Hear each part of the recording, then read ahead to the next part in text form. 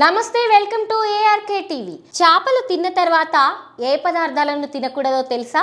చేపల కూర తిన్న తర్వాత లేదా చేపల కూరతో పాటు ఇవి తినడం వల్ల తీవ్రమైన అనారోగ్యం వస్తుందని కొంతమంది ఆరోగ్య నిపుణులు చెబుతుంటారు. ఆ వివరాలేంటో ఇప్పుడు చూద్దాం. పెరుగు. చేపలు తిన్న తర్వాత పెరుగు తినకూడదు. ఎందుకంటే పెరుగులోని ప్రోటీన్ల మిశ్రమం విషపూరితంగా అవుతుంది. ఇకపోతే మజ్జిగ.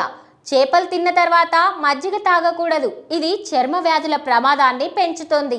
కాఫీ లేదా టీ కాఫీలోని కెఫిన్ చేపలతో కలిసిపోయి విషపూరితంగా మారుతుంది. ఇది శరీరానికి హానికరం. అయితే చేపలు తిన్న తర్వాత చేపల్లో ఉండే పోషకాలతో పాటు పాలలో ఉండే పోషకాలు శరీరంపై ప్రతికూల ప్రభావాలను చూపుతాయి. ఇక ఐస్ క్రీమ్.